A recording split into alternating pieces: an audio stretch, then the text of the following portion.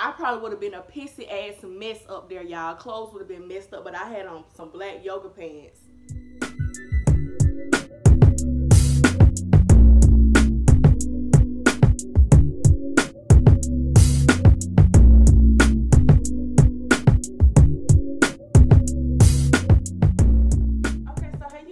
Welcome back to my channel. I know it's been a minute, but I'm back now. And if you read that title down below, then you should already know what we're getting into today. So today's video is going to be my labor and delivery video. I know I'm kind of like 2 years late since Kaylin is about to be 2 in December, but I figure it's still people on here that would like to hear, you know, stories about people labor and deliveries in case they have to go through it. I mean, you know. So I decided to just share it with y'all. So I do have a special guest, my strawberryta. I'm going to be sipping on this while Kaylin taking a nap, and I'm telling y'all this story just to unwind with y'all. So before I get into my actual labor and delivery story, I kind of got to give y'all a background, some background information on how I even went into labor to begin with, because Kaylin was born premature. I went into labor at 32 weeks. So, what ended up happening was, a couple of days before my water had initially broke, I was in the bathtub at home. Well, first, it was like, it was one night I had got this really sharp pain in my back. It was like a very sharp pain. It was like a pulling pain, like somebody had just pulled something, and it was just like, it hurt my back so bad. It was in my lower back.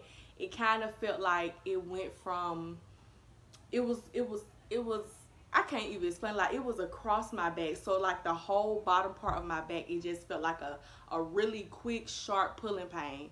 And so after I felt that pain, I went and I asked my mama. I was like, Mom, like, I just got this real sharp pain, and it was so sharp at the lower part of my back, so it felt like it was in my butthole, y'all.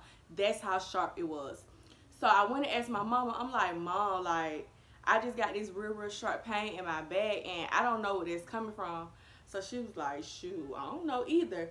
So the next day after that, before she had went to work, she told me, she was like, it looked like your stomach kind of dropping.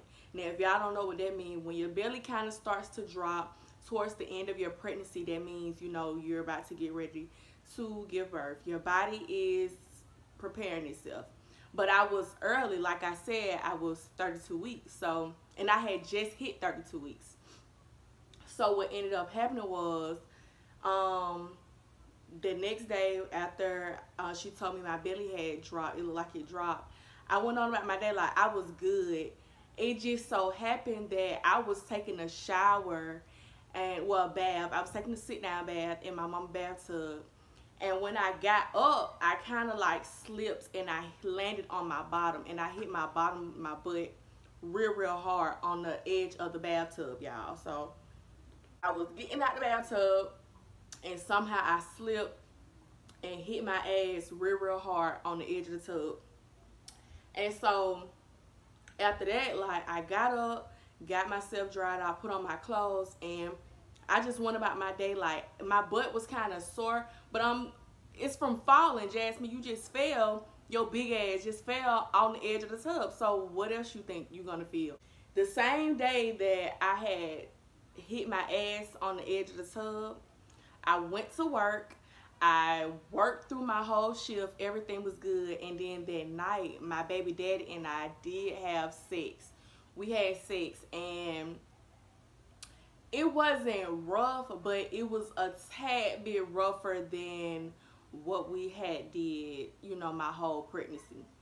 So we had sex, and so the next day when I got up, this is when I was, you know, everything was normal. I had done dropped my brother off, like I said, dropped him off at his auntie house. I went to Subway, got me some lunch, and just went about my day accordingly, the way I always go about my day. I went to work. I had to be working at 4, so of course I got there around 3:30. I clocked in, and I was in the main building, so that required me to stand up on my feet a long amount of time, like a lot of hours. I was on my feet because I did not take any breaks. So which I know I should have because I was pregnant. I was 8 months at this time.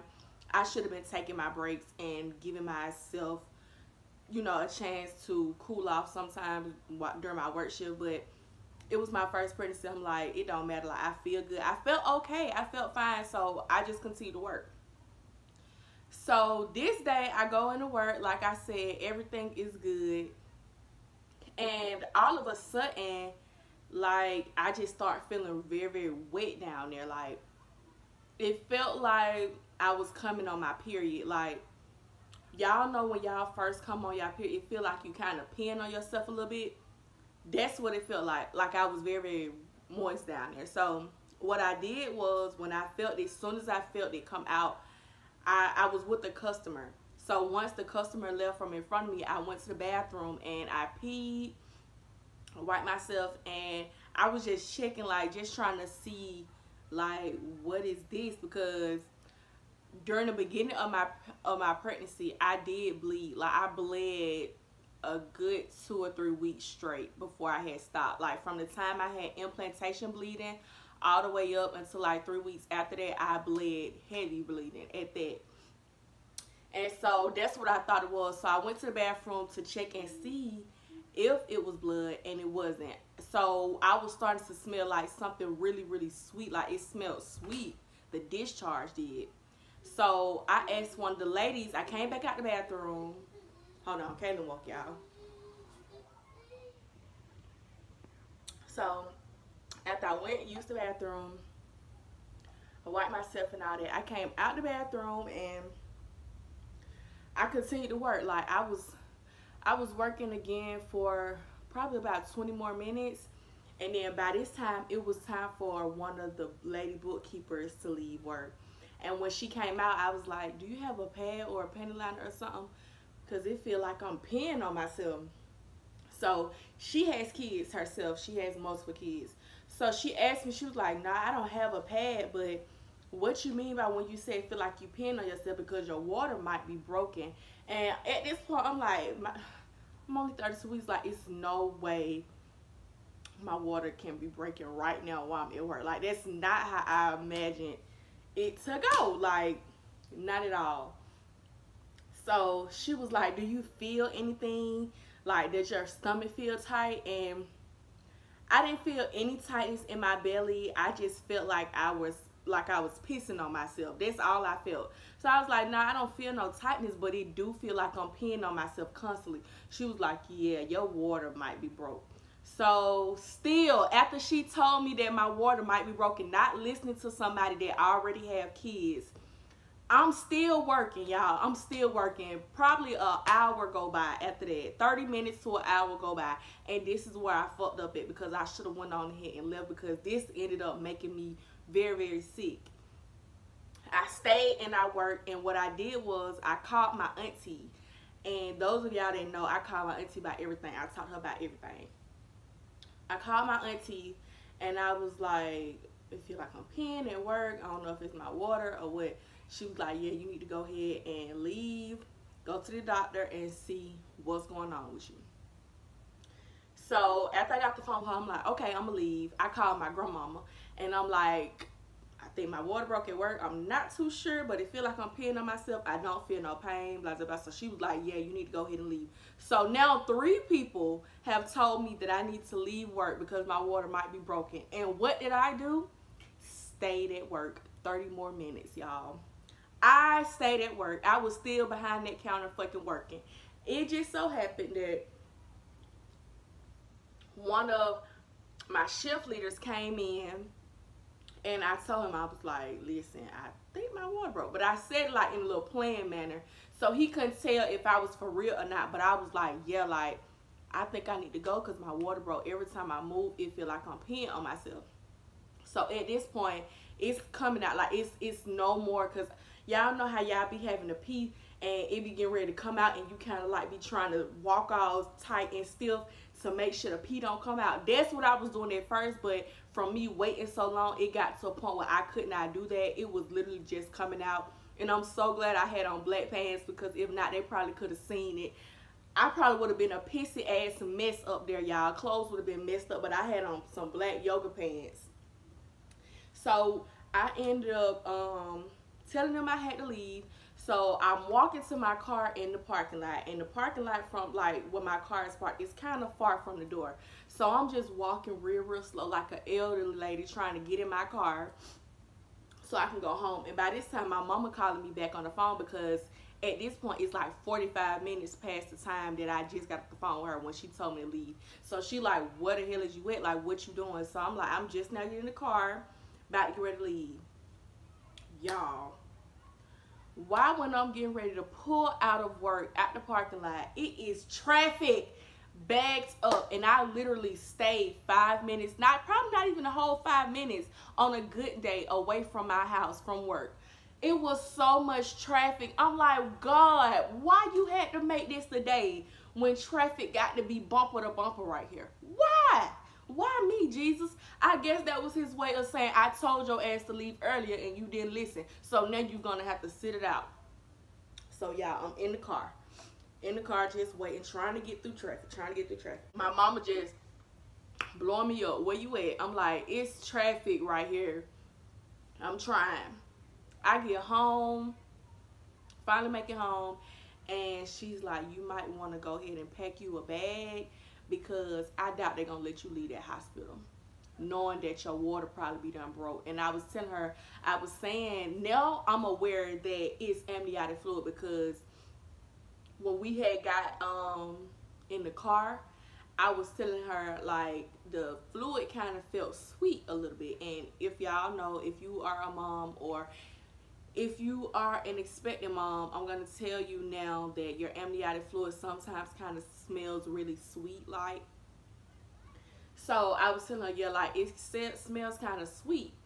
So I made my bag, we leave, and I packed Kaylin a couple of outfits, but I didn't really know what to expect, so I was just putting anything in my bag, y'all. I literally had no time to really pack a hospital bag. I came home, and luckily for me, I had just washed. So I came home, threw some clothes in the bag for me, threw like 1 or 2 outfits in the bag for Kaylin, because I'm thinking like how I was when my aunt went into labor. You there for a day or 2 and then you come home. Not knowing that my situation was going to be way different. So when I came into the hospital, I told them in the emergency department, like, I'm 32 weeks. I think my water broke. So they wheeled me upstairs or whatever. And of course, you know, they had to start running all these tests. So they, I peed in a cup. Somebody came in and did the swab. They checked my cervix to make sure I wasn't dilated. And then they also wanted to make sure that the fluid that was coming out was actually amniotic fluid. That was the purpose for the swab. So once they took all those tests, once they came in and took those tests, I can remember the nurse asking me, she was like, have you had sex in the last 24 to 48 hours? And I was like, no. Even though I was lying out my teeth, which I should have, because at this point I was grown. But my mama was sitting in the room with me when she asked me, and I was just like, ain't no way in the hell I'm about to say I just had sex 24 hours ago. And my mama sitting in this room. I just couldn't pull myself to do it. So I was like, no, I haven't. She was like, okay, cool. Just as long as it wasn't in the last 24 hours. I'm like, oh my God. So now in my mind, I'm thinking the sex is what made my water broke. So they came, water break. So the nurse came back in the room once the swab and all the tests and stuff was done, and she did tell me that my water was broken. I actually had a ruptured membrane. So what that means is your water is broken, but you're actually not into labor just yet. Like, you're just leaking at this point. So they gave me some pads and they hooked me up to the machine. They admitted me. So they hooked me up to the baby monitor machine, you know, where they put the little things on you or whatever. Got me an IV going or whatever. And they took me up to my room. And y'all, before they took me up to my room, this was like one of the most emotional like times I've ever experienced, because I don't know how we even got on this subject, but somehow it ended up coming up where I asked, like, how long am I going to be here? And she was like, basically, until you go in there. November, Lord Jesus. December 6th. was admitted to the hospital because I'm leaking fluid, because I'm ruptured. I have to stay here until you arrive. So, I can't wait to meet you. So I'm like, until I go in labor, ain't no telling when that could be. So basically what they wanted to do is keep me until I was full term. They wanted me to stay in that hospital at least 3 or 4 weeks. And I just broke down. Like, I remember when the lady was wheeling the little car out with the monitor on it.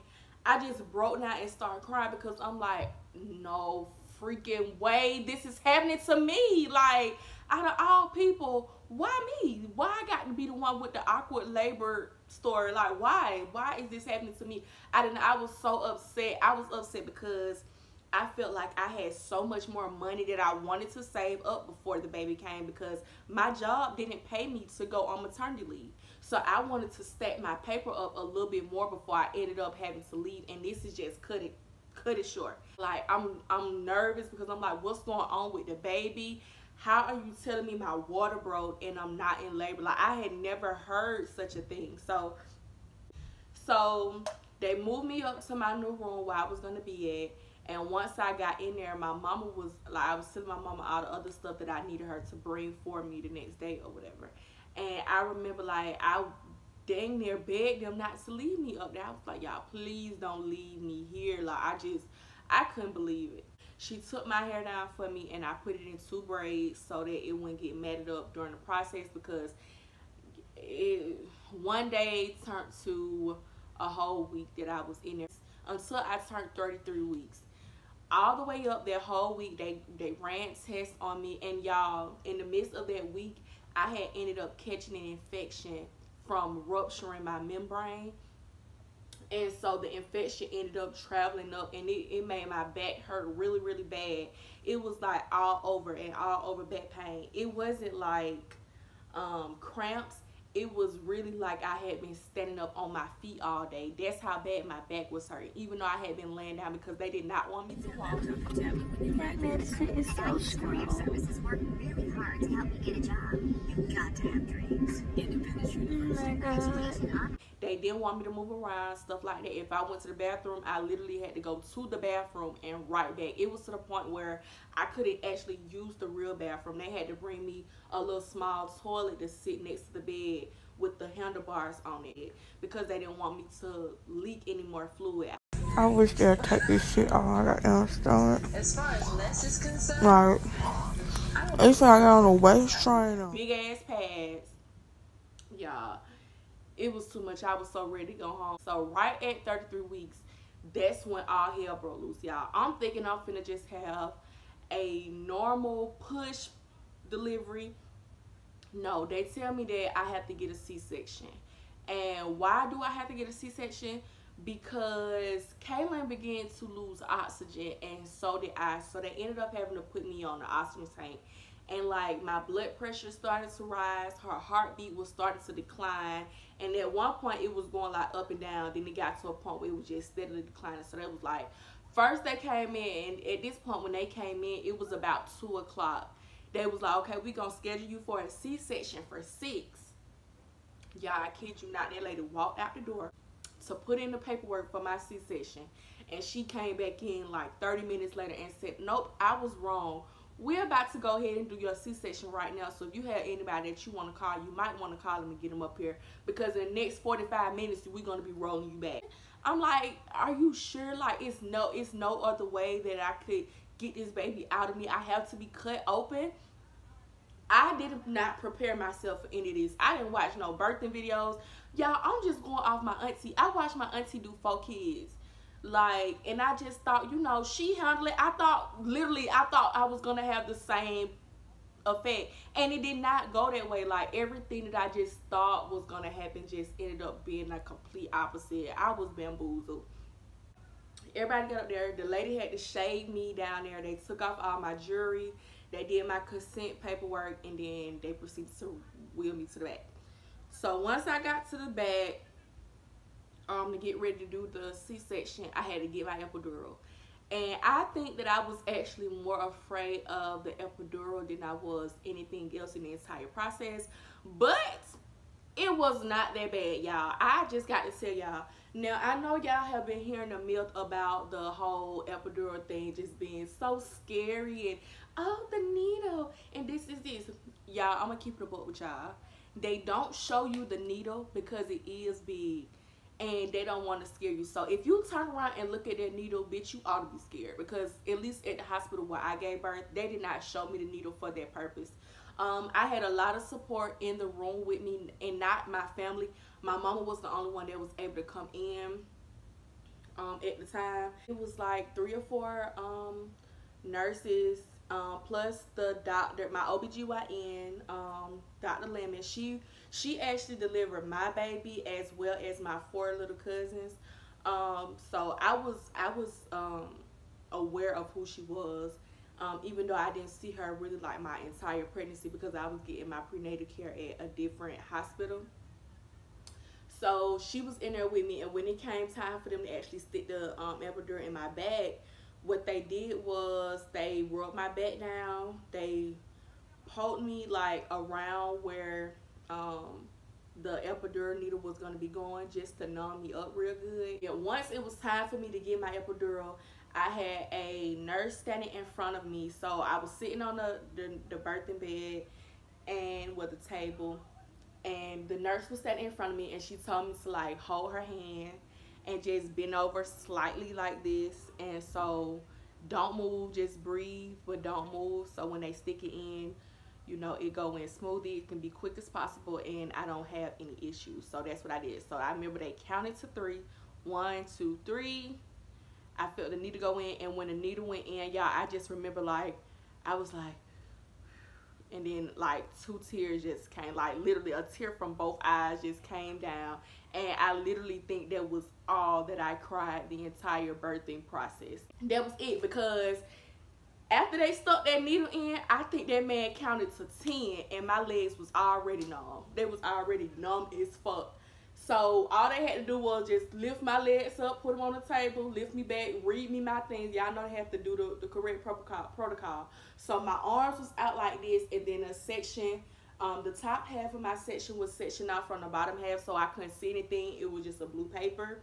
And so they put blankets over my arms because my nerves just shot. My nerves were just so bad, and I just couldn't get it to stop. So they had to put a warm blanket on my arms just to kind of calm me down a little bit. In the process of them doing the C-section, the only thing that I really felt was like tugging, like the tugging from them cutting me open, and I felt pressure from them trying to go in and actually bring the baby out. It was a quick process, y'all. It really was. They brought the baby up to me.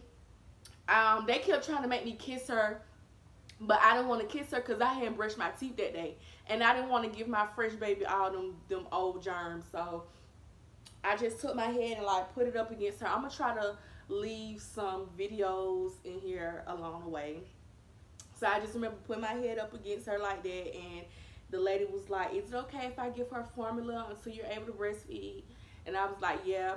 They took her to the NICU, where they put her on the light because she did have jaundice, and like I said, she was premature, but she was breathing on her own. She was able to eat on her own. She didn't need no tubes, none of that. My baby was just literally in the NICU because she was born early, and they just wanted to keep an eye on her. So I went in the recovery room for like an hour or 2, and the lady had to like push my stomach down to get all those extra, you know, toxins and stuff out of me from the C-section. That they moved me to my new room.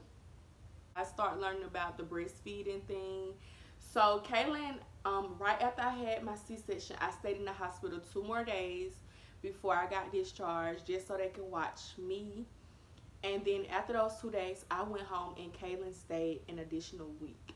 So when Kaylin left the hospital, she was 34 weeks gestational. I guess that's how you say it. Yeah, 34 weeks gestational.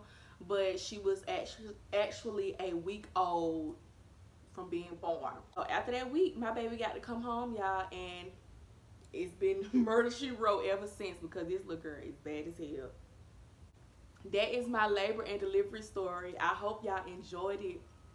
If y'all made it this far in the video, leave me a purple heart emoji in the comment section. Let me know your labor and delivery story as well. Continue to be bold, brave, and beautiful. I love each and every one of y'all, and I will see y'all in my next one. Peace out.